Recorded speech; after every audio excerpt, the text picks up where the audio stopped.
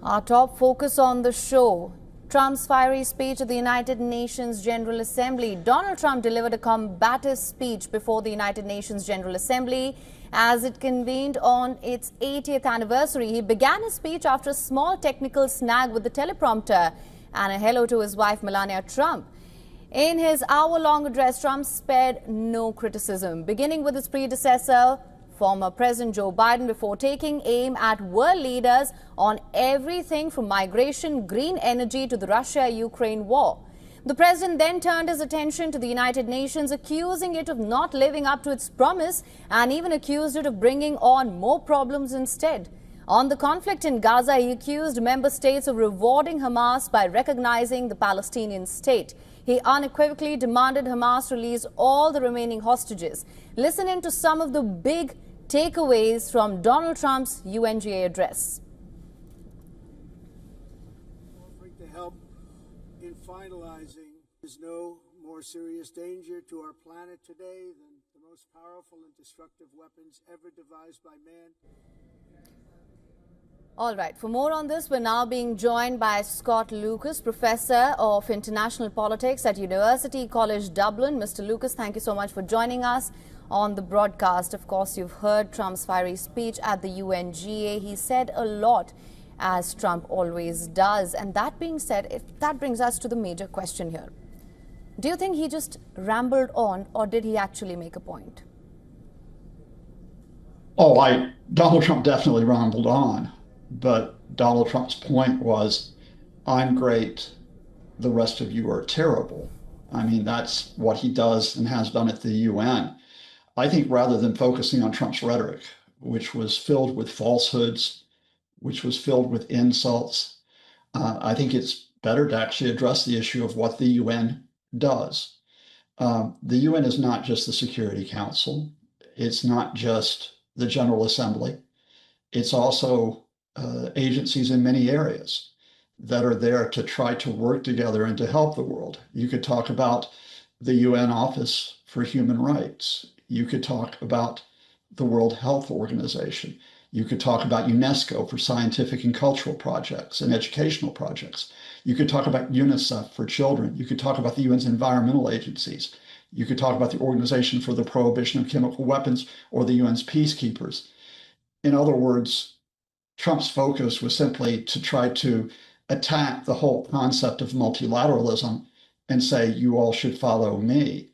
Now, there are issues with the UN Security Council. In particular, there are issues with the veto power that has limited the Security Council's effectiveness. It's prevented the Security Council from dealing with Russia's invasion of Ukraine because of the Russian veto.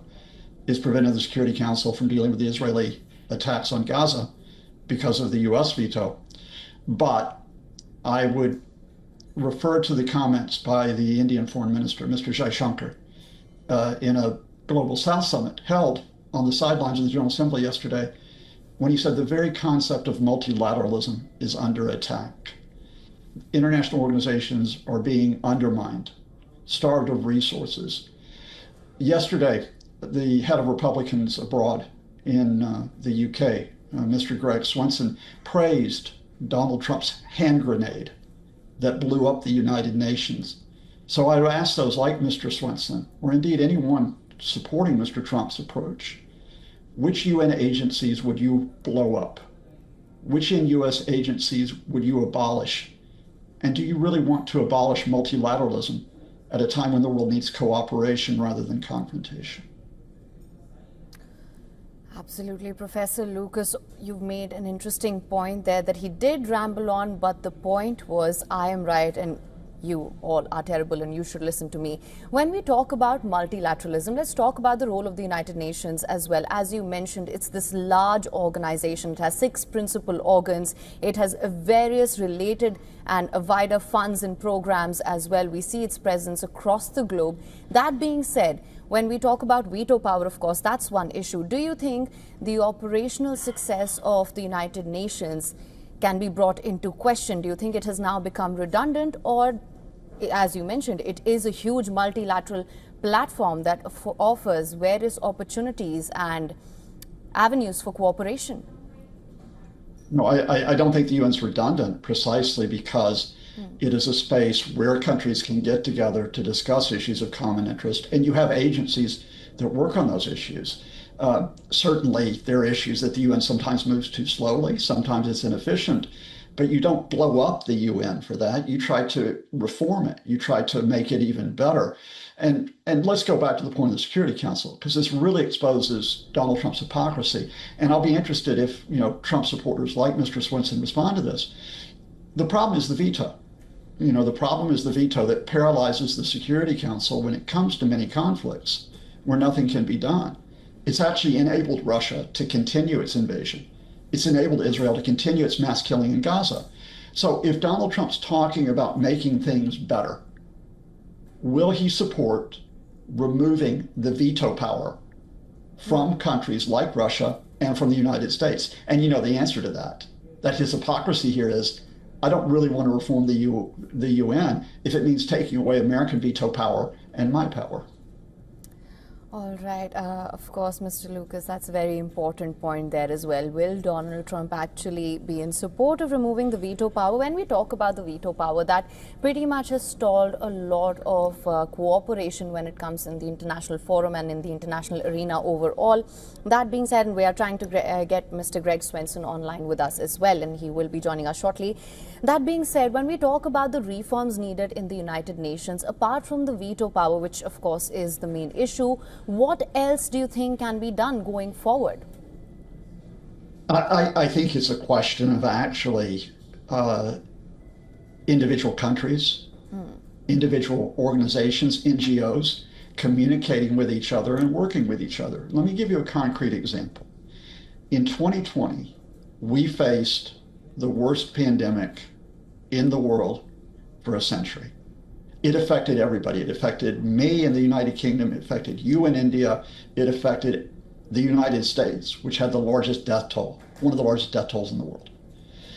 Countries worked together with the World Health Organization to try to contain COVID. They worked together to try to ensure that the vaccines would be distributed around the world. And although it took some time, the vaccines were rolled out very, very quickly, and they did reach many parts of the world. Which country stood against that effort to work together? It was the United States. It was the Trump administration that's withdrawn from the World Health Organization. And let me give you one other example. We worked together through the UN, through its agencies, and through the General Assembly on issues of climate change. This environmental danger that threatens us all. It doesn't distinguish between one country and another. Which administration has stood against climate change? Indeed, which person yesterday said that climate change was a hoax as he attacked the United Nations in cooperation? Donald Trump. Professor Lucas, we also have Mr. Greg Swenson with us. Joining me on the show right now, Mr. Greg Swenson, international affairs expert and chairman Republicans Overseas UK. Thank you so much for joining us on the broadcast. Let me just quickly give you a recap of what Professor Lucas was just saying. I did ask him if Trump rambled on or if there was a point to what he was saying, to which Mr. Lucas, Professor Lucas believes that the point was, he did ramble on, the point was, I'm great, you're all terrible, you must listen to me. Also, when we talk about the United Nations, it's the veto power that is the main challenge. And the question there being, will Trump ever agree to the United States veto power being taken away? To that, I want to come to you, Mr. Swenson, and ask you, what is your take on what happened yesterday? Do you think Trump made a point? Yeah, I think he did. I think the president's, he's often provocative. He's unconventional. So he does this often. This is not the first time where he's made a statement that's treated with, sort of alarm by the left and by the media, and especially in the United States. But I do think, he has a point. And what the president says is often what many people are thinking. So if you look at the top issues, in the U.S. last year, it was cost of living and illegal migration. The leading issues in the U.K. and many other countries in Europe are the same. It's cost of living and it's mass migration or illegal migration. And so the president brought that up and of course, mentioned the energy policies in Europe. And those are the things that are affecting the people. And so the president often says what people are thinking, whether they admit it or not. He's been doing that for, since 2015. So yeah, he brought up some points. He does it in his own way. He definitely gets attention, And so now people are paying attention to how much money the U.S. taxpayers have spent on the UN and other issues like that. So, good for him for being provocative. That's his nature. And he's saying what people are thinking. All right. And now, Mr. Swenson, of course, let's just go back to the point that Professor Lucas made as well. What about the veto power? Will Trump ever agree to a reform like that, where perhaps the United States veto power is taken away? Because that appears to be the main challenge at this point. So what is he saying essentially? Is he saying that the UN needs reforms, or does it need reforms on Trump's terms?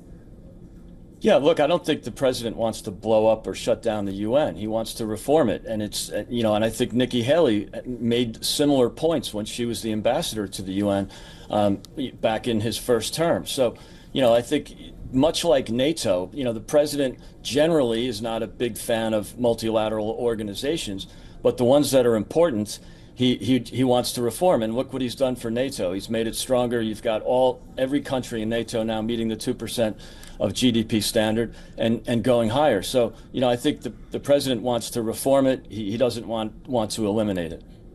Professor Lucas, I'm going to bring you back into this conversation. What do you have to say to what Mr. Swenson just said right now? Well, I think a lot of what Mr. Swenson said, as well as what Mr. Trump said, is actually a diversion. When we talk about the issue of inflation, as inflation rises in the United States, the issue should be how we have economic cooperation through countries at the United Nations, not just insulting the UN. As we talk about the issue of migration, as the Trump administration violates international and U.S. law to detain and disappear migrants, we should be talking about support for the UN High Commission on Refugees. Those people who have been displaced around the world in their many millions.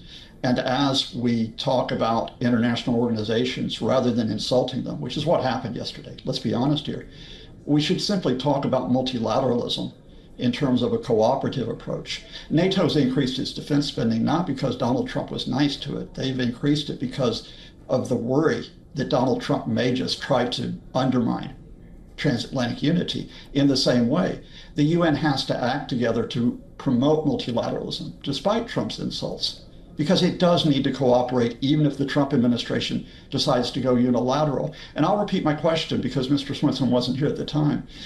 Given, Mr. Swenson, that you said that Donald Trump had thrown a hand grenade to blow up the United Nations, which of the United Nations agencies carrying out work around the world would you abolish, would you blow up? Mr. Swenson, I'm sure you heard that. What do you have to say about it? Yeah, look, I mean, there's some parts of the UN are detrimental to peace, specifically UNRWA, and so I think the president was right to get to shut that down, or at least to stop supporting it. But look, I think you mentioned international law.